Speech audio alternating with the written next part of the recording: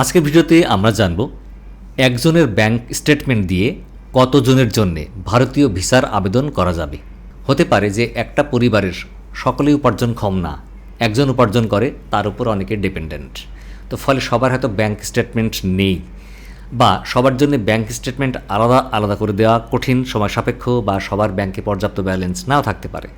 তাছাড়া dollar endorsement করাও কিন্তু এক্সপেন্সিভ, এটা কঠিন কাজ।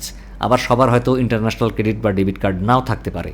সেক্ষেত্রে এই ব্যাংক স্টেটমেন্ট হয়েছে অন্যতম একটা উপায়, যে আপনার আর্থিক সচ্ছলতার প্রমাণের ক্ষেত্রে।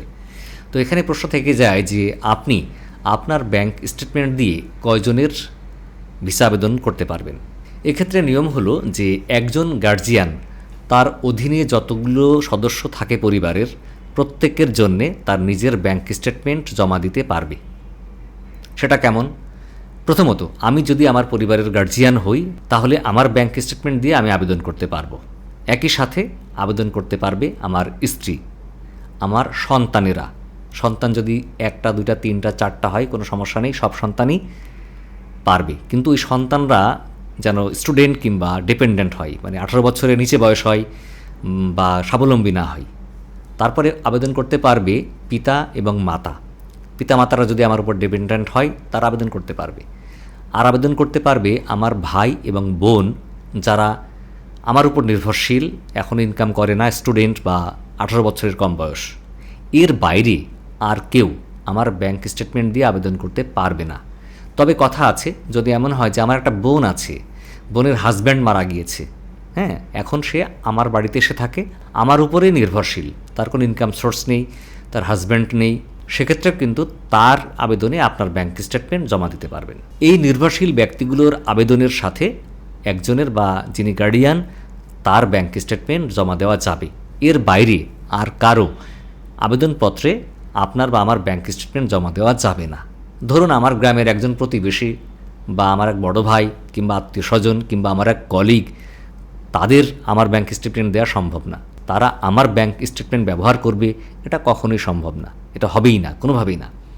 তো ফলে আশা করি বুঝতে পেরেছেন যে যারা আমার উপর ডিপেন্ডেন্ট বা নির্ভরশীল, শুধু তারাই আমার ব্যাংক স্টেটমেন্ট ব্যবহার করতে পারবে। সেক্ষেত্রে নিয়ম কি এই ব্যাংক স্টেটমেন্ট দেবার? নিয়ম হলো যে প্রথমত ব্যাংক স্টেটমেন্ট একটাই নেবেন, 6 মাসের হতে পারে বা 1 বছরের স্টেটমেন্ট নিতে পারেন। যদিও ওয়েবসাইটে বলা আছে 3 মাসের ব্যাংক স্টেটমেন্ট, তো আপনি 6 মাসের নেন, অসুবিধা নাই। ব্যাংক স্টেটমেন্ট একবার তুলবেন, তোলার পরে এই ব্যাংক স্টেটমেন্টের কপি মানে ফটোকপি করবেন, প্রত্যেকের আবেদনপত্রের সাথে ফটোকপি জমা দিবেন, আর আপনার আবেদনপত্রে অরিজিনালটা জমা দিবেন। এখন ব্যালেন্স কত থাকতে হবে? ওয়েবসাইটে বলা আছে যে জনপ্রতি 150 মার্কিন ডলার। তো এই 150 মার্কিন ডলারকে যদি আমি বাংলা টাকায় কনভার্ট করি, তাহলে কি হবে? হয়তো 18,000-19,000 পাবো। তো ফলে এই জনপ্রতি 18-19,000 টাকা ব্যাংকে থাকতে হবে। আরও যদি ক্লিয়ার হই, আমি 18-19 বাদ দিলাম, 20,000 টাকা করে ধরবেন, জনপ্রতি 20,000।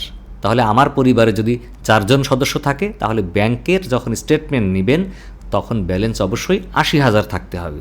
যদি 6 জন হয় তাহলে 1,20,000, 5 জন হলে 1 লাখ টাকা। তাহলে আপনি একটা ব্যাংক স্টেটমেন্ট দিয়ে যত জনের জন্য আবেদন করবেন, তত জনের হিসাব করে 20,000 টাকা দিয়ে গুণ করে যে টাকাটা হয়, সেই টাকাটা আপনার ব্যাংকে যেন জমা থাকে, এবং সেই স্টেটমেন্ট দিয়ে আপনি আবেদন করবেন, তাহলে কোনো অসুবিধা হবে না।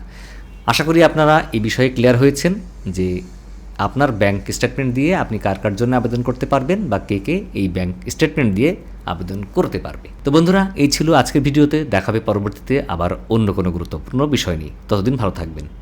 আমাদের ভিডিও ভালো লাগলে শেয়ার করে অন্যকে দেখার সুযোগ করে দেবেন। আমাদের চ্যানেলকে লাইক, ফলো করে সাবস্ক্রাইব করে পাশে থাকবেন। আর ডেসক্রিপশানে থাকবে ফেসবুক পেজ এবং ফেসবুক গ্রুপের লিঙ্ক, সেখান থেকে যুক্ত হয়ে যেতে পারেন আমাদের সাথে।